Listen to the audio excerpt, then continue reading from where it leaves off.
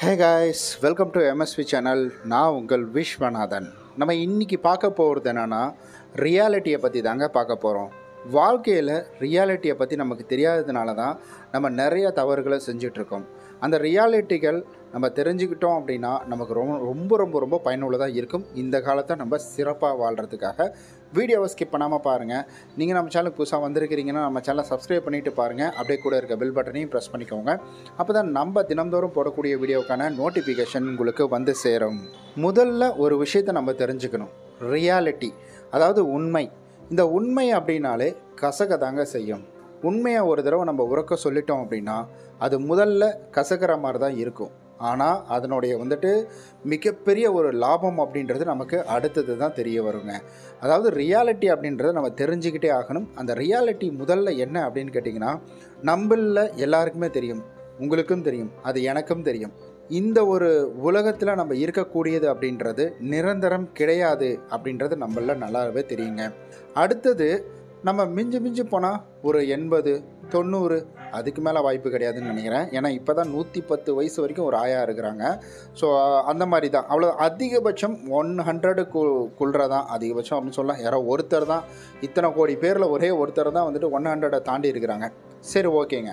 இந்த மாதிரி இது எல்லாமே நமக்கு நிரந்தரம் இல்லைன்னு தெரியும், நமக்கு ரியாலிட்டி இல்லைன்றது தெரியும். இதை நம்ம அண்டர்ஸ்டாண்ட் பண்ணிக்கணும்.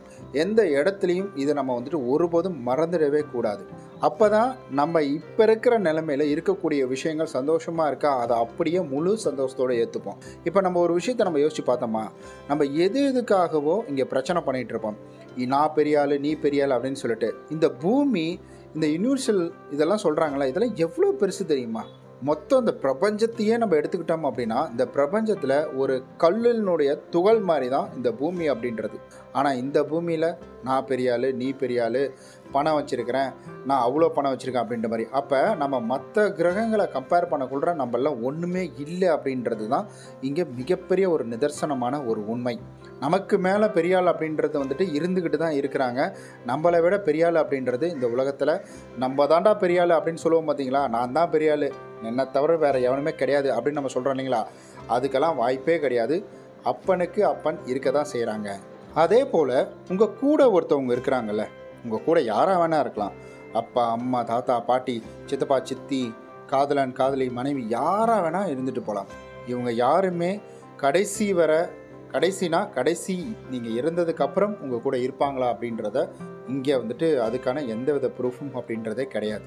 அதற்கும் வாய்ப்பு கிடையாது, அதுவும் இல்லை. இதுதான் ரியாலிட்டி. நீங்கள் போனதுக்கப்புறம் இங்கெல்லாம் நம்மளாம் ஒன்றா இருப்போமா, இதுக்கப்புறம் இறந்ததுக்கப்புறம் அப்படின்னு கேட்டிங்கன்னா கிடையாது. அப்புறம் இப்போ நீங்கள் ஒரு லைஃப்பை வாழ்ந்துட்டுருக்கீங்கள, இப்போ ஒரு அம்மா வயிற்றில் பிறந்து ஒரு அப்பாவுக்கு மகனாக இருந்து நீங்கள் வாழ்ந்துட்டுருக்கீங்களா ஒரு வாழ்க்கை. இந்த வாழ்க்கை அடுத்த ஜென்மத்தில் உங்களுக்கு கிடைக்குமா அப்படின்றது கிடையவே கிடையாது. அதற்கும் உறுதியான எந்தவித சான்றிதழும் கிடையாது. அதை நம்ம நல்லா புரிஞ்சுக்கணும். அதனால் இப்போ இருக்கிற வாழ்க்கை அப்படின்றது எனக்கு சிறப்பான வாழ்க்கை அப்படின்றத நம்ம புரிஞ்சுக்கணும் அப்படின்றதுக்காக தான் இதை சொல்கிறேன்.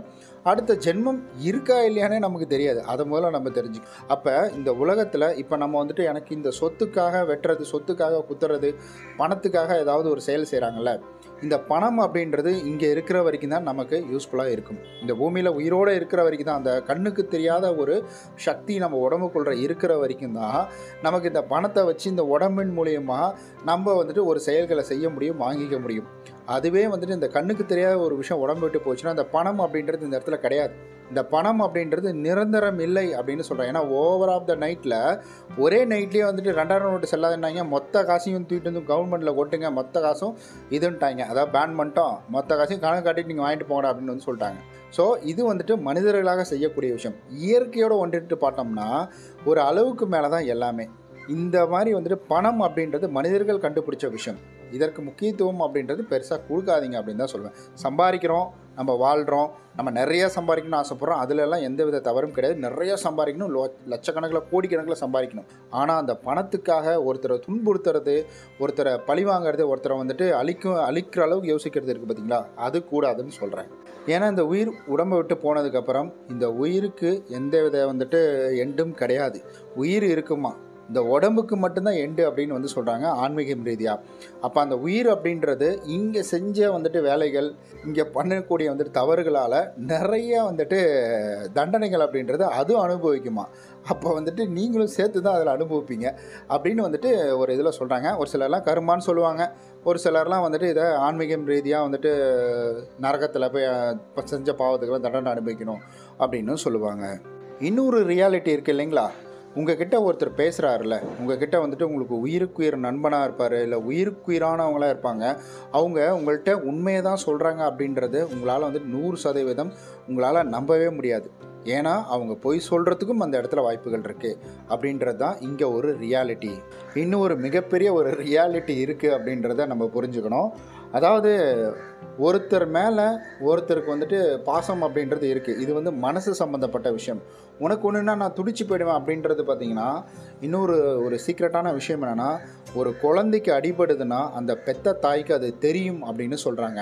ஒரு குழந்தை கீழே விழ போகுது, ஒரு குழந்தை வந்துட்டு அடிபட்டிருக்குது, அதனுடைய வலியை, ஒரு குழந்தை அடிபட்ட வலியை ஒரு தாயால் உணர முடியும்னு சொல்கிறாங்க. அந்த உணர்தல் அப்படின்றது யார் உங்கள் மேலே எவ்வளோ பெரிய பாசம் வச்சுருந்தாலும் சரி, அந்த உணர்தலை மற்ற யாராலையும் உங்களை விட உணர முடியாது அப்படின்றது தான் இங்கே நிதர்சனமான ஒரு உண்மைங்க. நீங்கள் வந்துட்டு ஒரு கீழே விழுறீங்க அப்படின்னா அந்த வலி முதல்ல உங்களுக்கு தான் தெரியும்.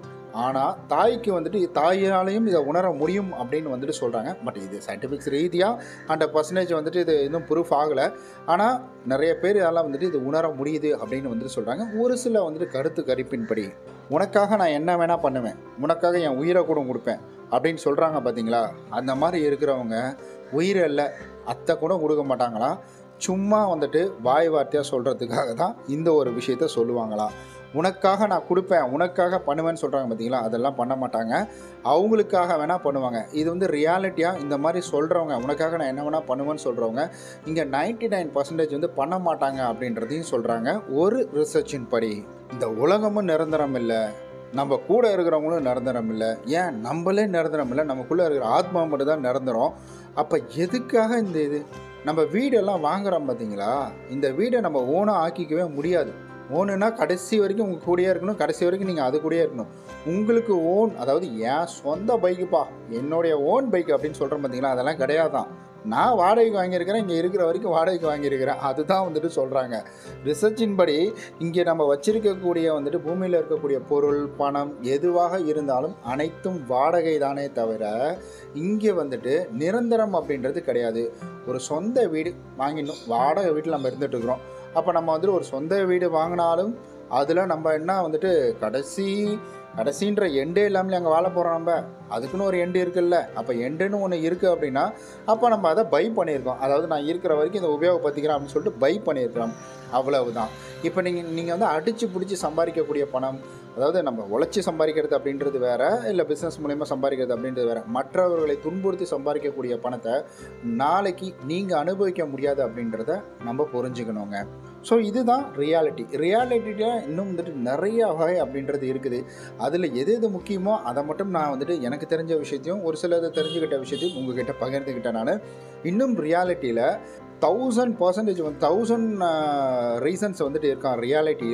ஸோ அது உங்களுக்கு வேணும்னா மறக்காமல் கமெண்ட்டை சொல்லுங்கள். அதை பற்றியும் நான் வந்துட்டு ஒரு வீடியோ அப்படின்றத உங்களுக்கு மேக் பண்ணி கொடுக்குறேன். ஸோ உங்களுக்கு இந்த வீடியோ சுவாரஸ்யமாக இருக்குது, பிடிச்சிருக்குது அப்படின்னா மறக்காமல் வந்துட்டு ஒரு லைக் ஒன்று கொடுத்துருங்க. இதில் ஏதாவது நீங்கள் கருத்து சொல்லணும், இல்லை மாற்று கருத்து வேறு ஏதாவது உங்களுக்கு இருக்குது அப்படின்னா அதை கமெண்ட் மூலிமா டெக்ஸ்ட் பண்ணிவிடுங்க. நெக்ஸ்ட் வீடியோ இன்னும் பெட்டராக மேக் பண்ணுறதுக்கு எனக்கு ரொம்ப யூஸ்ஃபுல்லாக இருக்கும். ஸோ நீங்கள் பண்ணுற ஒவ்வொரு சப்ஸ்கிரைபுமே பார்த்தீங்கன்னா நெக்ஸ்ட் வீடியோவில் இன்னும் கிளாரிட்டி, குவாலிட்டி இதெல்லாம் நான் கொண்டு வரதுக்கு எனக்கு ரொம்ப யூஸ்ஃபுல்லாக இருக்குங்க. நான் சப்ஸ்கிரைபர் அதிகமாக தான் எனக்கும் மோட்டிவேஷனல் அப்படின்றது இன்க்ரீஸ் ஆகிக்கிட்டே போகும். அதுக்காக தான் சொல்கிறேன். ஓகே நண்பர்களே, நம்ம நாளைக்கு இது போல் நல்ல ஒரு சூப்பரான வீடியோவில் சந்திக்கலாம்.